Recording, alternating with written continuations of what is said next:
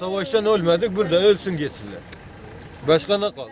Em di şer de nemirin, hema li vir bimirin da ku ji vê eziyetê xelas bibin. Ev gotina Cesîm Ehmedê ji Heleba Sûriye malbata xwe ji şer filitandiye hatiye Tirkiyeyê. Tevî çar zarokên xwe hewl dide di ser sînorê Tirkiyeyê re derbasî aliyê Yunanistanê bibe, lê nikare çimkî derî li wan hatiye girtin û dipirse. Madem sînor girtiye, ji bo çi em şandin vê derê? Bize dediler açıktır, burada geldik. Ji me re gotin deriyên sînor vekiriye, me jî li mal çi kelûpelhene firotin û em ketin bindeynan, niha perê me jî nemaye û em birê ketin hatin vê derê. Lê sînor girtiye, nizanim kamê çi bikin. Cesîm tevî malbata xwe li rêyên xeribiyê ketine rewşeke xerab, zarokên wî tew nexweş bûne, xwarinên ji nav gilêşan xwarine. Tevî bavê xwe yê astengdar ku nikare bimeşe, dê rewetiyeke çawa bike nizane û ew pirs êş û kesera wî zêdetir dike. Çocuk var, hasta var işte. Bak çocuklar iki...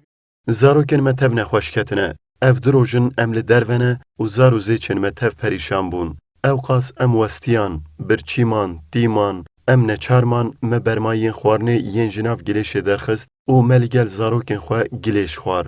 Li welatê me şer heye, mal û xaniyê me tev wêran bûn. Heger şer nebûya ma min welatê xwe bi cih dihişt, çi karê me li vir dibû?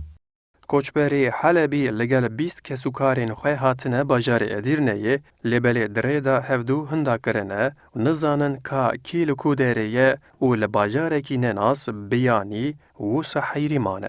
Ay şimdi ben sabahtan bunlar yarısı burada geldiler. Nîvî malbat û kesûkarên min li aliyekê, nîviyê din li aliyekê ye. Polîs geh dibêje ji vir de, geh dibêjin ji wir de biçin. Em tev ji hev belav bûn. Her der girtine. Qet nebe ji millet re bêjin sînor girtiye, da ku ew qas mirov li vir kom nebin, perîşan nebin. Sırın kapatıp gidin evde. Malbata Helebî gelekê şwazar dîtiye ku jiyana dijîn ne wek jiyanê, lê wek mirinê binav dikin û dibêjin, nizanin em saxin yan mirîne.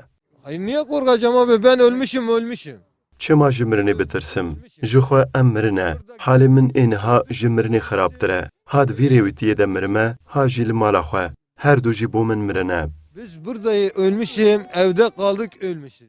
Ehmedê Sûrî dibêje ku li welatê wî şer nebe, yek deqe jî li welatê xerîb namîne û vedigere welatê xwe. Bizim akrabalar 2 gün önce geçtiler. Merivên me beriya du rojan di ser sînor re derbas bûne.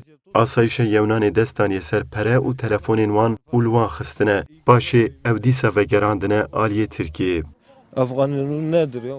Piştî şerê li İdlibê ku hefteyeke borî hejmareke zêde serbazên Tirk ji hêla rejîma Sûrî ve hatin kuştin, Tirkiye biryar da ku sînorên xwe yên bi Ewropayê re ji bo derbasbûyîna koçberan vedikin. Li ser vê bi 10,000 koçber li ser sînor kom bûn, lê hêj deriyên li Ewropa li wan girtiye. Ercan da, Kurdistan 24, Edirne.